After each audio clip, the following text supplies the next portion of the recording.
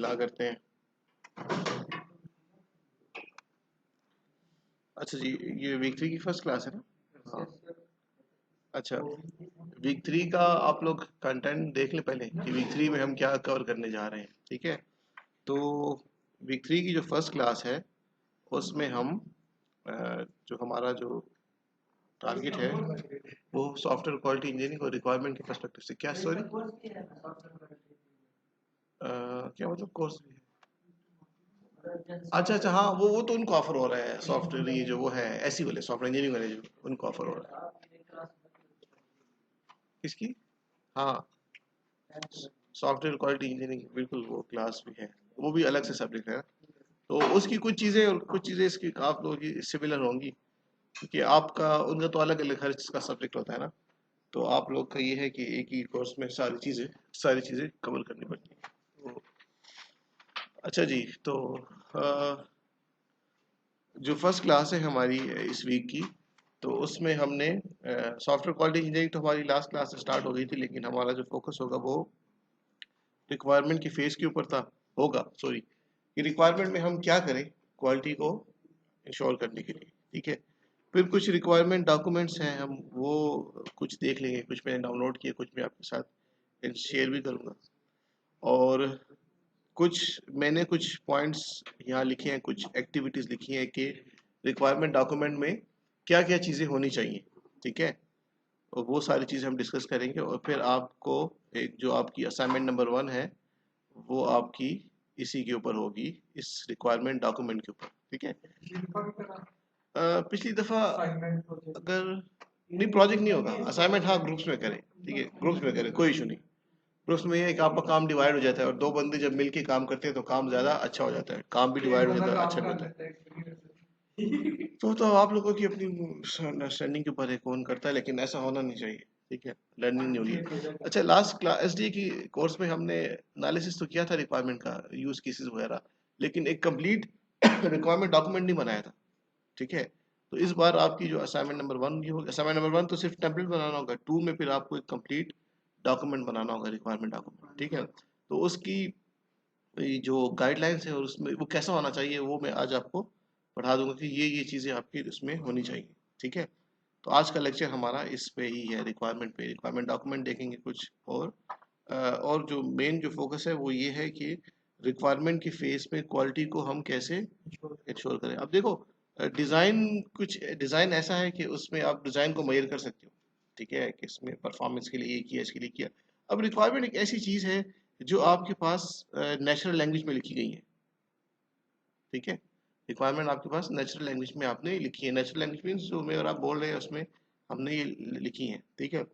अब natural language को लिखे हुए को देख के कैसे हम ये कहें कि भाई ये रिक्वायरमेंट्स ठीक है कि नहीं, ये एक बड़ा चैलेंज होता है, ठीक है? कैसे करें, इसके लिए कोई ऐसा टूल ले जो हमें बता दे कि हाँ ये रिक्वायरमेंट्स ठीक है कि नहीं।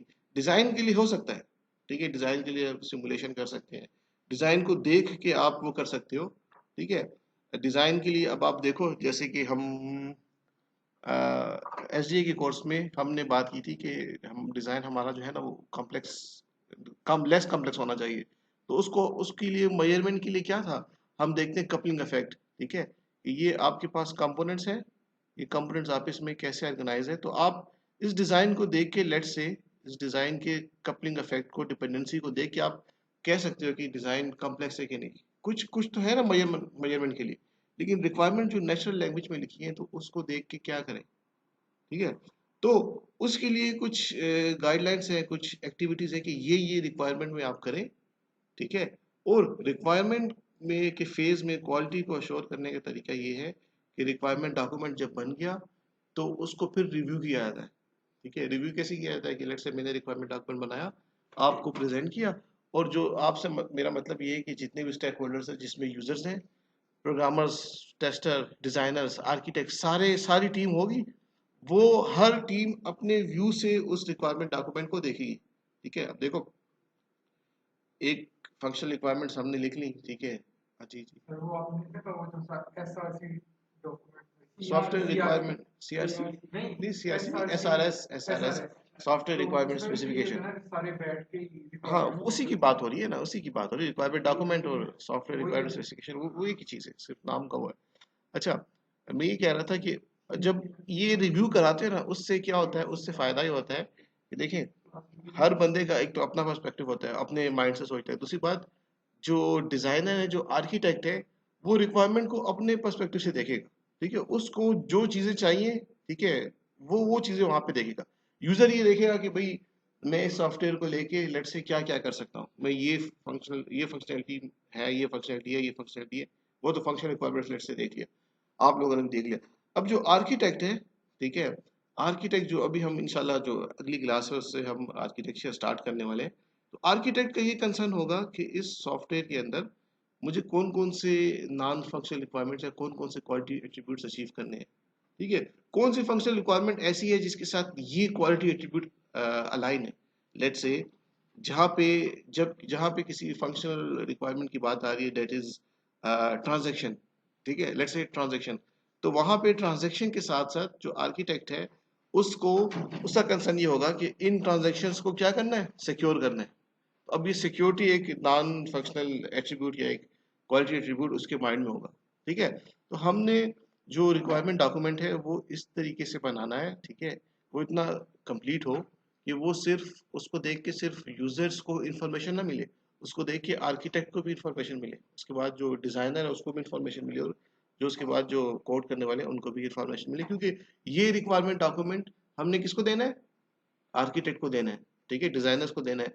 उन्होंने इस रिक्वायरमेंट के अकॉर्डिंग डिजाइन करना है। ठीक है, तो यहाँ पे एक चीज और ऐड की है मैंने, रिक्वायरमेंट ट्रेसिबिलिटी मैट्रिक्स। ठीक है, ये मैट्रिक्स किस लिए यूज होता है, इस सिंपल टेबल। ठीक है, ये ट्रेसिबिलिटी के लिए हम आगे चल के देखेंगे। ठीक है, कि अब जब रिक्वायरमेंट्स आपने रिव्यू भी करा ली, ठीक है, रिक्वायरमेंट डॉक्यूमेंट ओके हो गया, अब उसके बाद क्या करेंगे, उसके बाद ये करेंगे कि अब हमने ट्रेसिंग करनी है। ठीक है, ट्रेसिंग का मतलब ये है, सारी रिक्वायरमेंट्स लिखी है टेबल में, अब हर रिक्वायरमेंट को ट्रेस करना है कि जब डिजाइन बना है तो डिजाइन में ये रिक्वायरमेंट नंबर 1 कहाँ पर है, रिक्वायरमेंट नंबर 2 कहाँ पर है, रिक्वायरमेंट नंबर 3 कहाँ पे, ताकि कोई भी रिक्वायरमेंट हमसे मिस ना हो। ठीक है, तो इस आज का लेक्चर सारा इसके बारे में है। और फिर जो नेक्स्ट क्लास है हमारी फ्राइडे को, तो उसमें हम सॉफ्टवेयर आर्किटेक्चर पे हम बात करेंगे। ठीक है, आर्किटेक्चर व्यूज पॉइंट्स हमने पहले भी देखे, थोड़ा सा उसको रिवाइज करेंगे, और फिर एक आर्किटेक्चर जो है आपका उबर का, उसको हम डिस्कस करेंगे कि उबर का आर्किटेक्चर कैसा है, उसको आपको बताऊंगा कि भाई आर्किटेक्चर किस तरीके से होते हैं। और फिर उसके बाद हम फिर आगे जो कितनी क्लासेस हैं वो हमारे आर्किटेक्चर पे गुजरेंगे, डिफरेंट आर्किटेक्चर स्टाइल्स पढ़ेंगे और क्वालिटी एट्रीब्यूट्स को हम पढ़ेंगे। अच्छा जी, ये रिक्वायरमेंट इंजीनियरिंग का प्रोसेस आप लोग को याद है। ठीक है, तो बारी बारी बता दें कि क्या होता है एलिसिटेशन में, क्या होता है एलिसिटेशन मींस यूजर रिक्वायरमेंट्स को गैदर करना। ठीक है, अच्छा, रिक्वायरमेंट्स को गैदर कहाँ कहाँ से किया जाता है, किन किन सोर्सेज से, यूजर्स हैं, ठीक है, उनके एग्जिस्टिंग सिस्टम को देखो, उनकी डॉक्यूमेंटेशन को देखो, एक्सेट्रा, वहां से ये सोर्सेज हैं। ठीक है, डोमेन का बंदा होगा, ये चीजें। अच्छा, उसके बाद हमने क्या किया था, एनालिसिस। ठीक है, एनालिसिस मींस कि उन रिक्वायरमेंट्स को हमने विजुलाइज किया था मॉडल्स की फॉर्म में, by using use cases, activity diagrams, इसके थ्रू हमने उसको मॉडल किया था अपनी अंडरस्टैंडिंग के लिए। ठीक है, क्योंकि वो जो नेचुरल लैंग्वेज में एक चीज़ लिखी हो और बजाय इसके एक मॉडल आपको प्रोटोटाइप से दिखे, तो वो ज़्यादा जो है इफेक्टिव होती है। अच्छा, एनालिसिस हमने कर लिया था लेट्स से यूज केसेस और एसडी के कोर्स पे। फिर उसके बाद है आप फाइनल सेट ऑफ रिक्वायरमेंट्स को जब लिख देते हैं, दैट इज कॉल्ड स्पेसिफिकेशन। और अब आते हैं वैलिडेशन पे। ठीक है, कि अभी रिक्वायरमेंट्स को वैलिडेट कैसे करें। ठीक है, तो ये चीज़ हम देखेंगे कि ये वैलिडेशन हमने कैसे करनी है। एक तो आपको बता दिया कि आपने रिव्यू करना है। ठीक है, सारी टीम बैठ के होगी और हर कोई बंदा जो है लाइक आर्किटेक्ट, डिजाइनर, कोडर, वो अपने पर्सपेक्टिव से देखेगा, अपनी एक व्यू से देखेगा कि इस रिक्वायरमेंट में उसको जो इन्फॉर्मेशन चाहिए वो है कि नहीं, ताकि वो इसमें ऐड कराए। ठीक है, अच्छा जी, functional and non functional requirements, I think इस पे मुझे बात करने की जरूरत नहीं है। ठीक है, फंक्शनल नॉन फंक्शनल रिक्वायरमेंट्स सबको पता है। ठीक है, कोई है जिसको उसका डिफरेंस ना पता हो, क्लियर है ना, functional and non functional requirements. ठीक है, क्या चीज, अबू सर आप बता दें functional non functional requirements.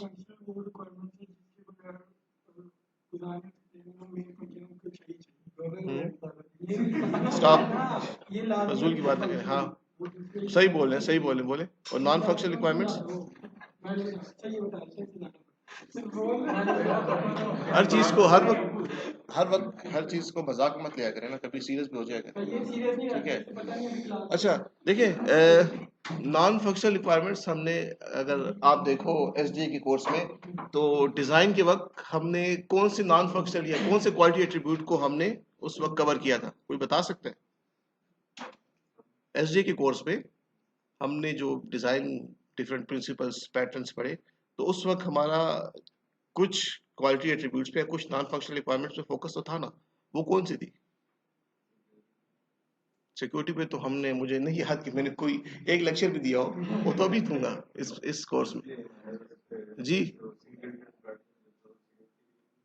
Single pattern security के लिए था। अच्छा चलो ठीक है, और कोई जिसमें हमने ज्यादा टाइम लगाया था? टाइम का था, एटीएम कार्ड पैसे ना दिया। नहीं नहीं नहीं, जिसमें हमने बाकी कुछ किया था, एक तो जनरल बात की थी ना कि परफॉर्मेंस होनी चाहिए, तो डिजाइन के हवाले से कुछ याद नहीं आ रहा।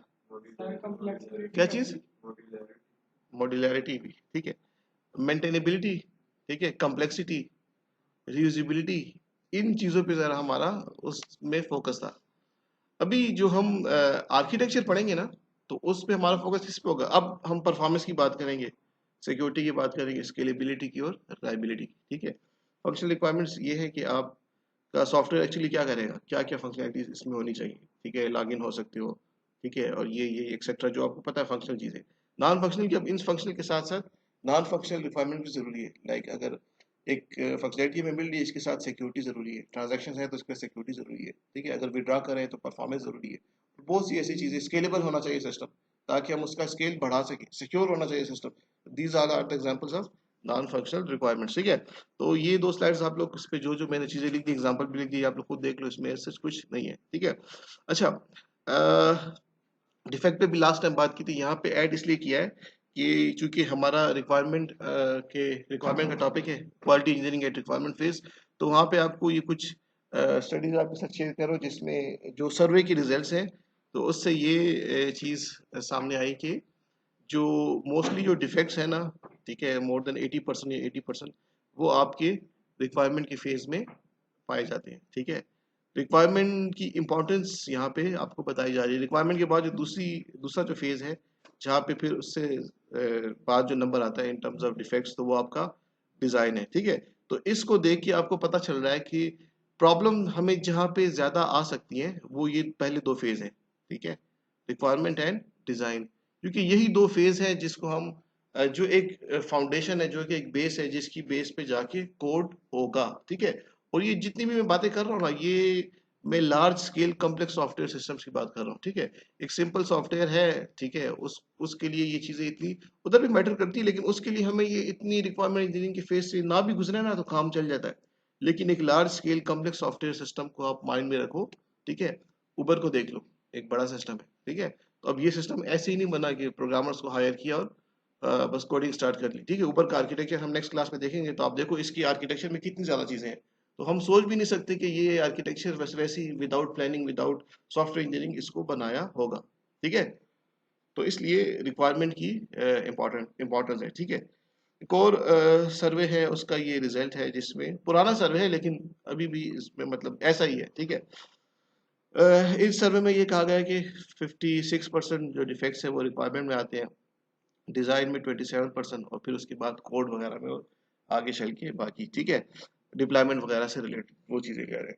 अच्छा, यहाँ पे इस एंड पे वो एफर्ट उन्होंने कैलकुलेट करके बताया, ठीक है, कि अब रिक्वायरमेंट के फेज में अगर डिफेक्ट्स हैं, ठीक है, तो जो एफर्ट है वो ज्यादा, अगर रिक्वायरमेंट में डिफेक्ट्स हैं तो ज्यादा एफर्ट आपकी लगेगी, अगर डिजाइन में डिफेक्ट है तो उसमें आपकी एफर्ट कम लगेगी। लेकिन देखो रिक्वायरमेंट का जो वो है वो 82% है।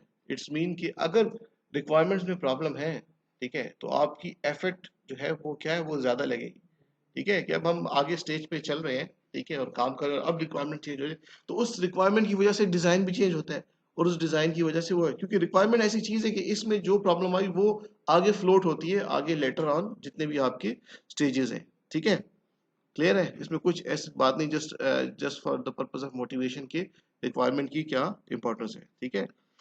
अच्छा, ये भी वही बात कर रहा है और ये भी वही बात कर रहा है, ठीक है। इस पिक्चर का मकसद बेसिकली ये है कि एक छोटी सी गलती, एक छोटी सी रिक्वायरमेंट में आपने अगर कोई रिक्वायरमेंट मिस कर दी तो उससे एक बड़ी प्रॉब्लम आपको फेस करना पड़ सकती है, ठीक है, और ऐसा ही है, ठीक है। तो पेपर में ये नहीं लिखना, ये नहीं बनाना रिक्वायरमेंट के लिए, ठीक है।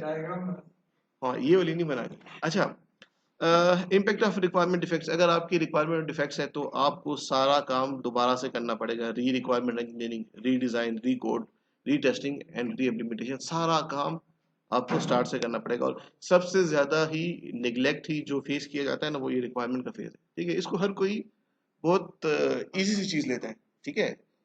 मैं खुद भी जब एमएस में मेरे सुपरवाइजर मुझे एक प्रॉब्लम दे रहे थे, ठीक है, रिक्वायरमेंट के लिए, तो मैंने कहा नहीं, रिक्वायरमेंट में मैंने काम नहीं करना, ये तो आसान सी चीज़ है। तो ठीक है, उस तरह आसान सी चीज है, लेकिन इसको जब हम इग्नोर करते हैं ना तो उसी से ही सारी प्रॉब्लम्स आती हैं, ठीक है। अच्छा, मिसिंग क्वालिटी रिक्वायरमेंट्स, ठीक है।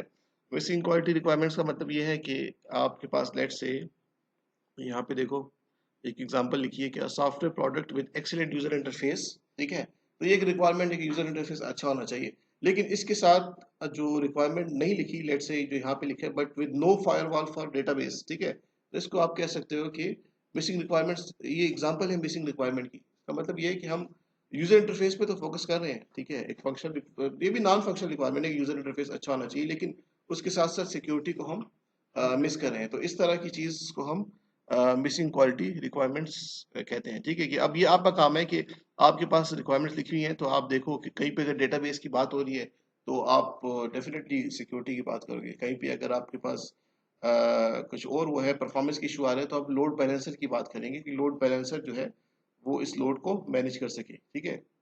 लोड बैलेंसर ये है कि नंबर ऑफ रिक्वेस्ट आ रही है, ठीक है, तो एक ही सर्वर पर सारा लोड भेजने की बजाय इसका से अल्टरनेटिव ये है कि दो सर्वर्स हो जाए, ठीक है। और लोड बैलेंसर का काम ये है कि वो देखे कि इस वक्त कौन सा सर्वर ज़्यादा बिजी है, तो जो ज़्यादा बिजी है ये आने वाली जो फर्दर रिक्वेस्ट है ये उसको फॉरवर्ड ना करे, ठीक है। अच्छा, ये यहाँ पे ये ऐड किया है रिक्वायरमेंट की जस्ट इम्पोर्टेंस के लिए, उसकी मोटिवेशन के लिए कि याहू का तो आपको पता होगा, ठीक है, उसका एक बार सिक्योरिटी ब्रीच हुआ था जब वो वेराइजन कंपनी को, याहू जो है, जब वेराइजन कंपनी याहू को खरीद रहे थे, तो उस वक्त ये सिक्योरिटी ब्रीच की वजह से उन, अगर लेट से वो पहले उसको 1 बिलियन में खरीदे थे, तो वो पेमेंट उनकी, मतलब जो 1 बिलियन से वो बिल्कुल पेमेंट उनकी डाउन हो गई, और उन्होंने फिर क्या कहते हैं, औने पौने दामों उसको खरीदा। तो अब इससे पता चलता है कि क्वालिटी कितनी इंपॉर्टेंट है, ठीक है, कि क्वालिटी से आपका आपको डेफिनेटली नुकसान होता है। अच्छा, डायरेक्ट कॉस्ट और इनडायरेक्ट कॉस्ट क्या चीज़ है, क्वालिटी कैसे इनके साथ रिलेटेड है, देखो। डायरेक्ट कॉस्ट तो ये है, इसकी एग्जांपल में ये है कि इससे आपको सडन लेट से प्रॉब्लम आते हैं, लेट से कोई फाइनेंशियल लॉस हो गया, अगर सिक्योरिटी नहीं है तो फाइनेंशियल लॉस हो गया, कुछ इस तरह से रिलेटेड आपको कुछ फेस करना पड़ जाए। लेकिन ये इनडायरेक्ट कॉस्ट क्या है अगर रिक्वायरमेंट या क्वालिटी आपकी नहीं है, तो देखिए इनडायरेक्ट कॉस्ट में यहाँ पे जो मैंने एग्जांपल ऐड किया वो ये है कि नोकिया को तो सबको पता है, ठीक है, स्टार्ट हमने मोबाइल फोन यूज करना उधर से ही किया था। तो आप देखो नोकिया के सीईओ ने 2016 में अपनी फेयरवेल की स्पीच में ये कहा था कि we didn't do anything wrong but somehow we lost. तो अब इससे क्या पता चलता है, इससे ये पता चलता है कि देखें कस्टमर की जो रिक्वायरमेंट्स थी वो वक्त के साथ साथ चेंज हो रही थी। अब वो स्मार्टफोन्स चाह रहे थे, लेकिन वो वही जो बटन वाले मोबाइल है वो उनको अब नहीं चाहिए थे। लेकिन लेकिन जब ये विंडोज पे आए तब बहुत देर हो चुकी थी, तब एंड्रॉइड और जो आईओएस वगैरह वो पूरी इन मार्केट पे छाया हुआ था, ठीक है, तो बहुत लेट आए।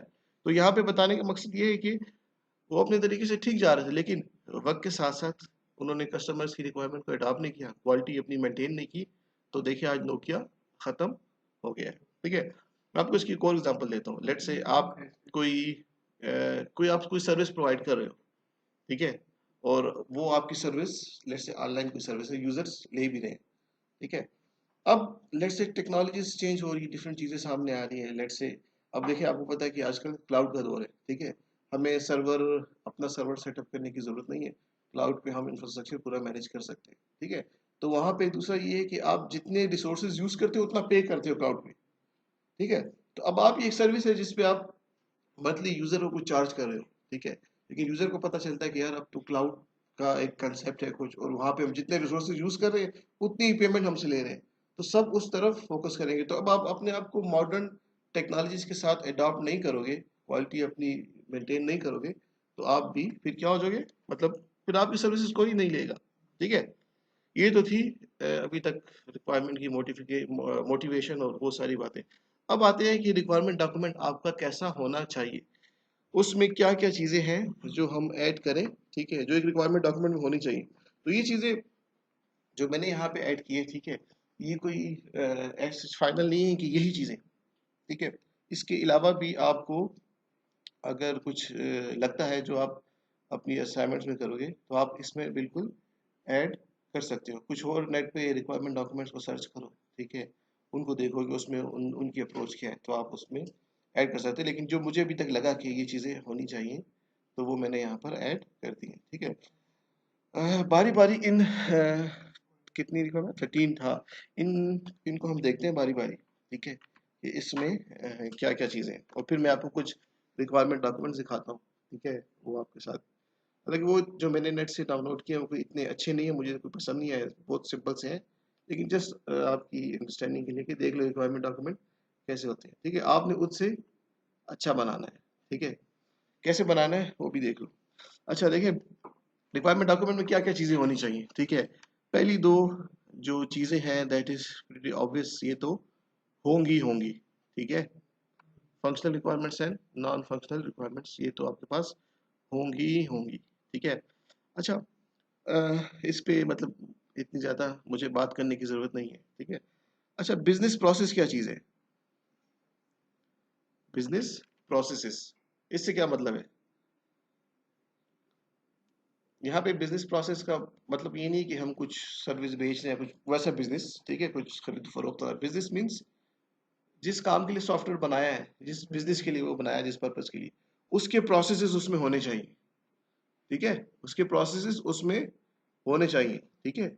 यही प्रोसेसेस जो है आपके कहाँ से आएंगे सामने, लेट्स से जब आप फंक्शनल रिक्वायरमेंट्स लिख रहे हो, ठीक है, और फंक्शनल रिक्वायरमेंट्स को आप फिर यूज केसेस के थ्रू या आप एक्टिविटीज के थ्रू डिपिक्ट कर रहे हो, तो ये प्रोसेस उसमें आपके पास कैप्चर हो जाएंगे, ठीक है।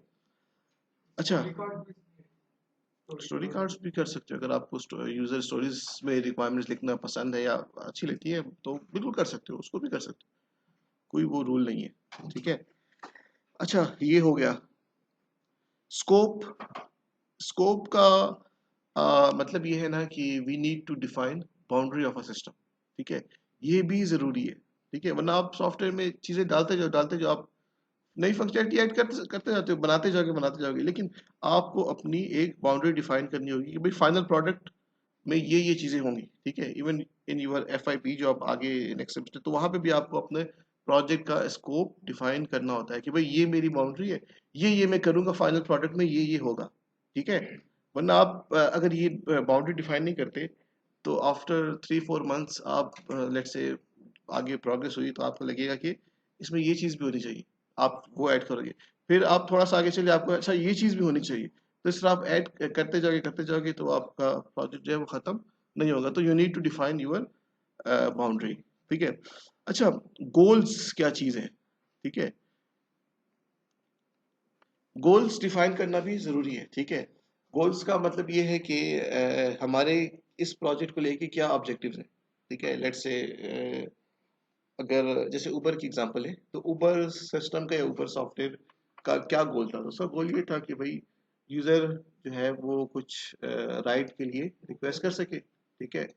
ये गोल था कि यूजर की रिक्वेस्ट को हम एंटरटेन कर सके, और उनकी रिक्वेस्ट की बेस पर हम क्या कर सके, जो भी उस एरिया में नियर बाई कैब अवेलेबल है वो हम उसको असाइन कर सके, ठीक है।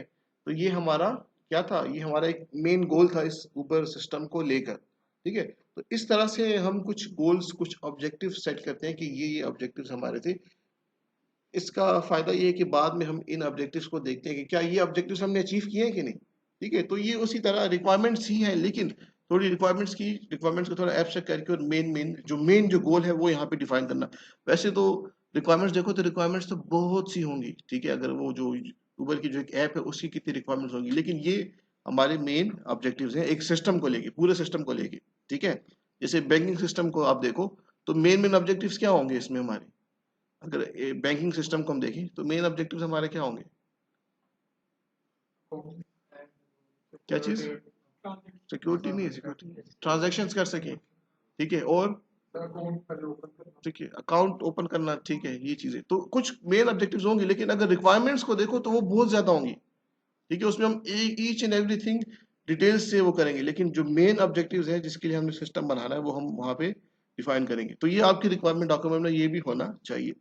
अच्छा, again an important thing that is stakeholders, ठीक है, स्टेक होल्डर्स भी बहुत बहुत बहुत इंपॉर्टेंट है कि आपके सिस्टम को कौन कौन यूज करेगा, नॉट ओनली कि कौन कौन यूज करेगा, बट यहाँ पे रिक्वायरमेंट डॉक्यूमेंट में आपने जो और स्टेक होल्डर्स हैं उनके कंसर्न्स को भी कैप्चर करना है। और स्टेक होल्डर से मेरा मतलब आर्किटेक्ट, डिजाइनर, डेवलपर, सबके पर्सपेक्टिव है, क्योंकि यही रिक्वायरमेंट डॉक्यूमेंट आपके पास आगे जाके फ्लोट होगा। यही रिक्वायरमेंट डॉक्यूमेंट इसके बाद किसको दिया जाएगा, आर्किटेक्ट को दिया जाएगा। इन रिक्वायरमेंट्स के मुताबिक वो क्या करेगा, वो आर्किटेक्चर डिजाइन करेगा, ठीक है, और फिर उसके बाद लो लेवल डिजाइन, सही है। तो ये स्टैक होल्डर्स, जितने भी स्टैक होल्डर्स हैं, ठीक है, उनके कंसेंट्स को भी आपने वो करना है, ठीक है। अब हमारा लेट से उबर का सिस्टम है, तो इसमें नेटवर्क से रिलेटेड क्या कंसर्न है, ठीक है, मतलब एक नेटवर्क है ना, नेटवर्क कैसे होगा, ठीक है, उसको भी देखना है, ठीक है, डेटाबेस, ठीक है। तो अब ऐसी रिक्वायरमेंट्स लेट से अगर हम यूजर को लेट से रिक्वायरमेंट्स में डेटाबेस से रिलेटेड कोई कोई ऐसा पॉइंट नहीं लिखती जिससे डेटाबेस डिजाइनर को इंफॉर्मेशन मिले, ठीक है। लेट से कि अगर हमारे पास नंबर ऑफ यूजर्स कम है, ठीक है, तो उस डेटाबेस डिजाइनर की एक अप्रोच होगी, लेकिन अगर डेटा बहुत ज्यादा है तो उसकी अप्रोच क्या होगी, उसकी डिजाइनर की अप्रोच दूसरी होगी। तो अब ये रिक्वायरमेंट देना भी या ये रिक्वायरमेंट स्पेसिफाई करना भी हमारा काम है कि हम रिक्वायरमेंट डॉक्यूमेंट को कंप्लीट बनाएं कि उसमें ईच एंड एवरीथिंग, हर चीज की इंफॉर्मेशन हो, ठीक है। अच्छा, सोर्सेस तो डेफिनेटली होंगे जहां जहां से हमने रिक्वायरमेंट्स को कैप्चर किया है, ठीक है, तो हम मेंशन करेंगे कि भाई इस सोर्स से हमने ये रिक्वायरमेंट्स को ये ना बता, लेकिन सिर्फ ये बता दें कि इन सोर्सेज से हमने रिक्वायरमेंट्स को कैप्चर किया। अच्छा, ये जो 8.1 है फिजिबिलिटी स्टडी, ये इसको आप कर लो, ऑप्शनल कर लो, ठीक है। लेट से फिजिबिलिटी स्टडी, फिजिबिलिटी का मतलब तो पता है ना, फिजिबिलिटी स्टडी तब होती है ना, लेट से जब हम कोई नया काम लेट से प्रपोज करना चाह रहे हैं एक बड़े लेवल पे, जैसे गवर्नमेंट है, अगर वो कोई डैम बनाना चाह रही है या बीआरटी का जैसे प्रोजेक्ट स्टार्ट करने जा रही थी, तो उस वक्त वो एक फिजिबिलिटी रिपोर्ट बनाते हैं कि इसको इम्प्लीमेंट करने से कितने फायदे होंगे, और फायदे ही होंगे, यानी इसके कोई ड्रॉबैक्स नहीं है, इसकी वजह से कोई इसका कोई नेगेटिव इम्पैक्ट नहीं पड़ रहा है। जैसे कि अगर किसी जगह पे डैम बनाना है तो हम उसके एडवांटेजेस में लिख सकते हैं कि बिजली ज़्यादा हम बना सकेंगे, एक्सेट्रा एक्सेट्रा, लेकिन उसका दूसरा इम्पैक्ट भी देखें कि जो आसपास के जो एरियाज है वो इससे कितने इफेक्ट होंगे, तो इसे कहते हैं फिजिबिलिटी रिपोर्ट बनाना। तो अभी अभी इसकी इतनी ज़रूरत नहीं है, तो इसको आप स्किप कर सकते हो, ठीक है, फिजिबिलिटी रिपोर्ट को। मैं पता हूँ सॉफ्टवेयर बना रहे हैं तो उसके फायदे ही फायदे हैं, अभी ऐसा कुछ है नहीं। अच्छा, ग्राफिकल यूजर इंटरफेस, ठीक है, ये भी अगर आपके रिक्वायरमेंट डॉक्यूमेंट में आ जाता है तो अच्छी बात है ना। कंप्लीट रिक्वायरमेंट यूजर इंटरफेस नहीं, लेकिन मेन मेन थोड़ा बहुत आइडिया जहाँ पे आपको ज़रूरत लगती है, अगर कंप्लीट बनाने पे चले जाए तो वो तो फिर बहुत ज़्यादा हो जाएगा, लेकिन मेन आइडिया, ठीक है। देखिए एक एक रूल है, पेरेटो एनालिसिस उसे कहते हैं, हाँ पेरेटो रूल था कि पेरेटो एनालिसिस, क्या चीज़, नहीं रिक्वायरमेंट के वक्त अगर इंटरफेस से रिलेटेड कोई ऐसी चीज जो आपको लगता है कि जो आपने जब यूजर से रिक्वायरमेंट्स ले रहे थे तो वो ये चाह रहा था कि इंटरफेस ऐसा हो, तो वो चीज यहाँ पे बता दे, ठीक है। बाकी वो ठीक है कि वो आपका जो डिजाइनर है वो डिटेल से आपका जीयूआई बनाएगा, लेकिन रिक्वायरमेंट्स में आप कुछ मेंशन करें जो जो आप समझते हैं कि भाई ये रिक्वायरमेंट जरूरी है, जो वो मिस ना कर दे। 80/20 रूल था एक, ठीक है, ये एक बंदा था, पता नहीं नाम उसका पेरेटो ही था क्या, जो भी, लेकिन उसने ये रूल बताया था कि सॉफ्टवेयर के अंदर वो 20% काम जो होता है ना, मतलब 20% कोड या वो 20% ऐसा मेन काम होता है जो हर वक्त एग्जीक्यूशन में होता है, ठीक है। बाकी 80% का कोड है वो भी इंपॉर्टेंट है, वो भी एग्जीक्यूट होता है, लेकिन ये 20% कोड जो ऐसा है ना कि ये इस पे ज्यादा फोकस तो ऐसा नहीं करना चाहिए, लेकिन ये 20% वो मेन काम होता है, ठीक है। अब मैं आपको इसकी एग्जांपल में मैं आपको ऐसे बता देता हूँ कि आपको आर्किटेक्चर को थोड़ा सा, हाँ, अच्छा देखो, ये अब जो आपको इतना बड़ा सा वो नजर आ रहा है, ये एक आर्किटेक्चर उबर का, ठीक है। अब इसमें आपको बहुत सी चीजें नजर आ रही है, बहुत से कंपोनेंट नजर आ रहे हैं, ठीक है। ये ये ये ये काफका, रेस्ट एपीआईज, डेटाबेस, ठीक है, मशीन लर्निंग का भी आपको यहाँ पे कहीं नजर आ रहा होगा, ठीक है, बहुत सी चीजें हैं इसमें, ठीक है। लेकिन ये सारा इसका सारी इसकी वर्किंग के अंदर आता है। लेकिन इस पूरे उबर सिस्टम को अगर हम 20% में देखें, जो मेन काम इसमें जो 20% हर वक्त जो ज्यादा हो रहा है, वो क्या है? वो आपके पास ये है, ठीक है। क्या है कि यूजर्स जो है वो राइड्स के लिए क्या कर रहे हैं, राइड्स को बुक कर रहे हैं, ठीक है। और उसकी बेस पे एक एल्गोरिथम चल रहा है जो इस रीजन्स पे नियर बाय सर्च करता है कि कौन सी कैब इसकी लोकेशन के क्लोजेस्ट है जो इसको दी जाए। तो अब ये वो 20% काम है, ठीक है, जो हर वक्त किस में, एग्जीक्यूशन में। बाकी ये जितना काम भी है ये भी वक्तन दर वक्तन हो रहा है, लेकिन ये 20% हमारे पास मेन काम है। इसी तरह आप देखो, गूगल को देख लो, इस पे हम बाद में आएंगे डिटेल से। गूगल को देख लो तो इसमें कितना बड़ा सिस्टम है, कितना बड़ा सर्च इंजन है, लेकिन जो एक मेन काम है वो सर्चिंग का है, कि हर वक्त सर्चिंग हो रही है, ठीक है। उसके बाद पीछे बहुत कहानियां कि उसका जो सर्चिंग से वो हमें इंफॉर्मेशन कैसे ला के देता है, जो उसका पेज रैंक एल्गोरिथम है कैसे काम कर रहा है, क्या, वो सारी और चीज़। लेकिन वो जो 20% मेन काम है कि हर वक्त सर्चिंग हो रही है, ठीक है। तो यहाँ पे भी 80/20 का मतलब ये है कि जब पूरी चीज़ हम डिफाइन ना कर सके ना, तो हम उस 20% जो मेन फंक्शनलिटी जो पूरे सिस्टम को रिप्रेजेंट करती है, हम फिर उस पे फोकस करते हैं, ठीक है, इन टर्म्स ऑफ एक्सप्लेन करना या जीयूआई के लिए इसकी मैं बात कर रहा हूँ। अच्छा, ट्रेसिबिलिटी, ट्रेसिबिलिटी क्या चीज़ है, इसको अभी देखते हैं कि ये ट्रेसिबिलिटी का क्या मतलब है। ये भी आपकी रिक्वायरमेंट डॉक्यूमेंट में होनी चाहिए, ट्रेसिबिलिटी मैट्रिक्स। देखो, ट्रेसिबिलिटी मैट्रिक्स का मतलब ये है कि आपने अ, जो रिक्वायरमेंट डॉक्यूमेंट बनाया, और अब जो भी आपने जितनी भी रिक्वायरमेंट्स लिख दी, अब आपने उसको ट्रेस करना है, ठीक है। ट्रेस करने से मतलब ये है कि यहाँ पे आप नंबर ऑफ रिक्वायरमेंट्स आपको यहाँ पे लिखी हुई नजर आ रही है, ठीक है। Use case 1, use case 2, use case 3, functional requirements, उन रिक्वायरमेंट्स की यहाँ पे आपने स्पेसिफिकेशन लेट से लिख दी।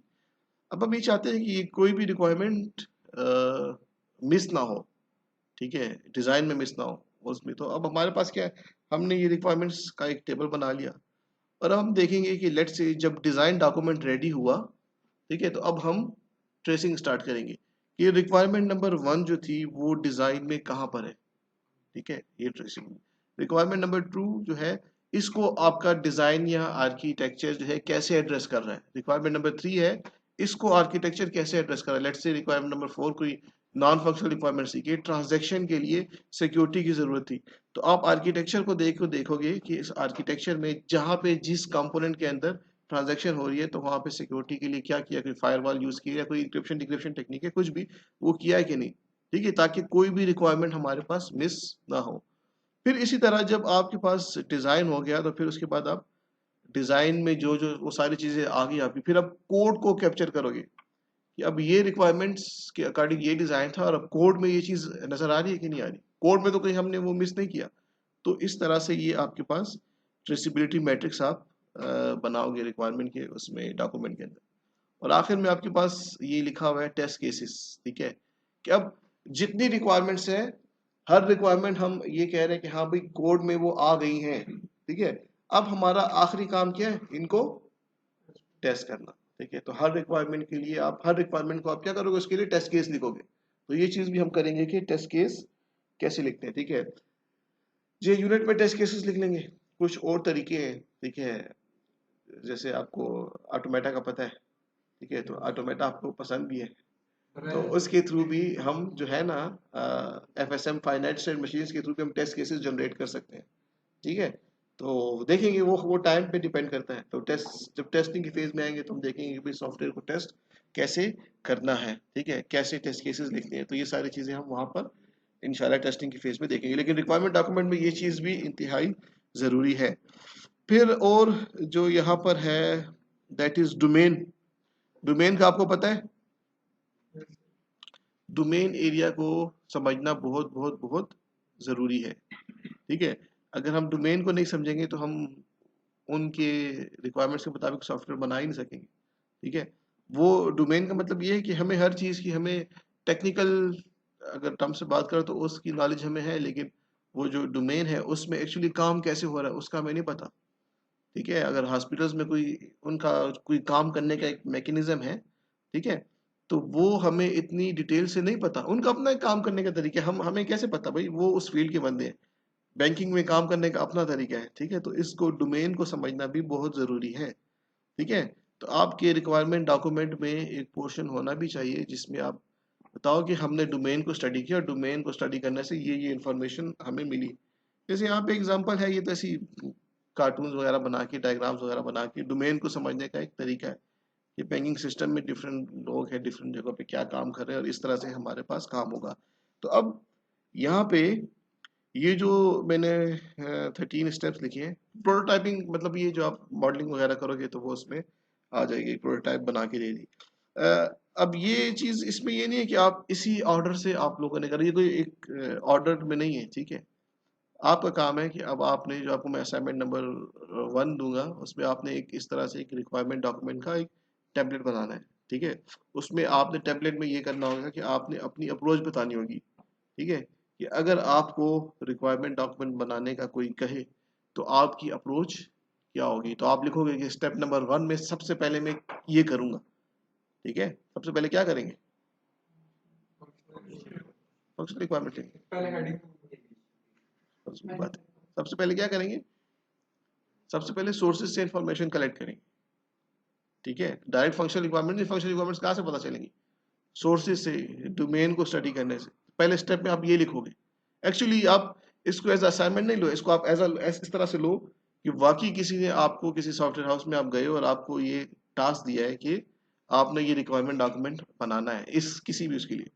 ठीक है, तो आपकी अप्रोच क्या होगी, तो आपने असाइनमेंट 1 में सिर्फ उसका टेम्पलेट बनाना है कि स्टेप 1 में मैं ये करूंगा, 2-3 लाइन में उसको डिफाइन कर दो। स्टेप 2 में मैं ये करूंगा, फंक्शनल रिक्वायरमेंट्स के लिए फिर मैं यूज केसेस बनाऊंगा। तो अपनी स्ट्रेटेजी आपने लिख के देनी है। Assignment number 1 that is very simple.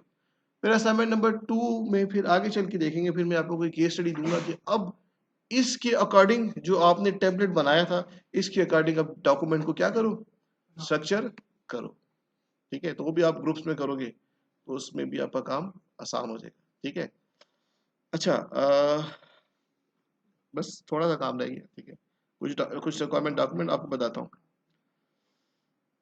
UML का आपको पता है। ठीक है, तो मैंने वैसी पिक्चर ऐड की कि भाई मॉडलिंग वगैरह के लिए आप ये डिफरेंट डायग्राम्स यूज कर सकते हो। ठीक है, इस पे हमने बहुत टाइम लगाया। ठीक है, अच्छा, ये भी इतनी खास नहीं। और व्हाट हाउ वाई, ये ट्रेसिबिलिटी के लिए पिक्चर ये डाली थी कि सोर्सेज से आपने रिक्वायरमेंट लिखी, रिक्वायरमेंट से फिर आपका डिज़ाइन हुआ और आप ये साथ साथ ट्रेसिंग कर रहे हो कि रिक्वायरमेंट में ये डिज़ाइन कहाँ पर, सॉरी, डिज़ाइन में ये रिक्वायरमेंट कहाँ पर है, और फिर इसी तरह इसी डिज़ाइन को आप फिर कोड पे मैप करते हो कि ये जो डिज़ाइन में ये चीज़ें थी वो कोड में हमारे पास कहाँ पर है। ठीक है, तो ये तो आज का काम था। अभी हम कुछ रिक्वायरमेंट्स डॉक्यूमेंट देखते हैं। ठीक है, मैं अगेन कह रहा हूँ कि उसको वैसे ही जस्ट रेफरेंस के लिए देखो, लेकिन उसको फॉलो नहीं करना, क्योंकि वो इतने कोई अच्छे मुझे कोई मिले नहीं है। तो आप देखो, अगर आप कोई सर्चिंग करो, कोई अच्छा रिक्वायरमेंट डॉक्यूमेंट आपको मिलता है तो वो फिर मेरे साथ भी शेयर कर देना। ठीक है, तो ये मैं आपको बता रहा हूँ, वो इतने कोई खास नहीं है। ठीक है, मैं सर्च कर रहा था कि कोई अच्छा सा कुछ मिल जाए, लेकिन कुछ नहीं मिला। अच्छा,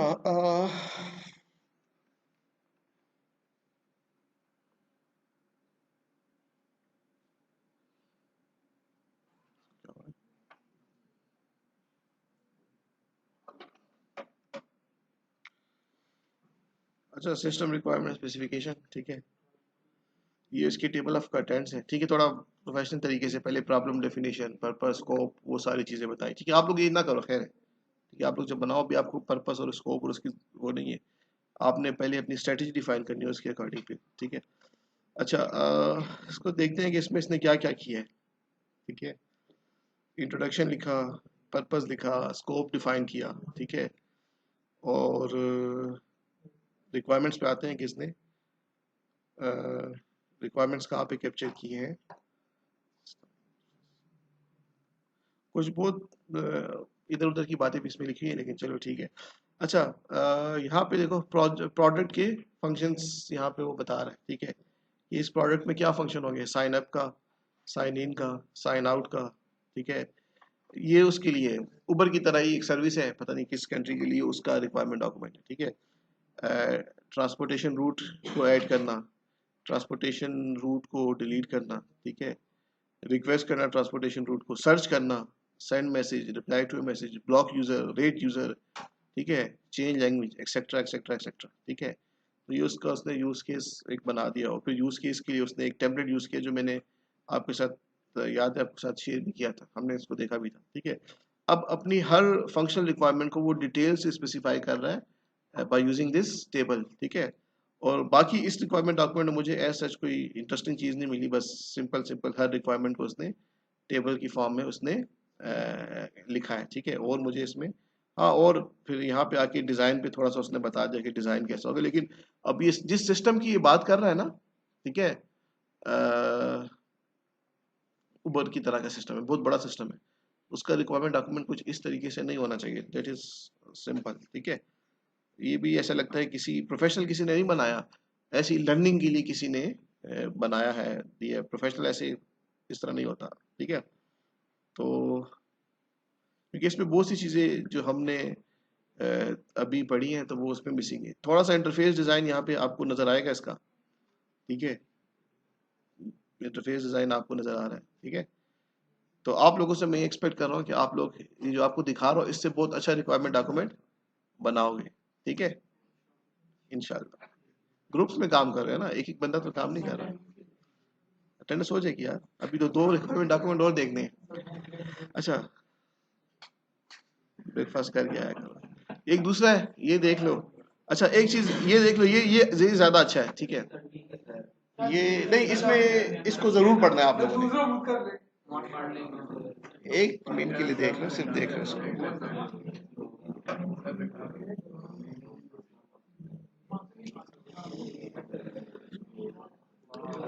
अच्छा, इसने इस रिक्वायरमेंट डॉक्यूमेंट तो नहीं, उसकी डिटेल्स है,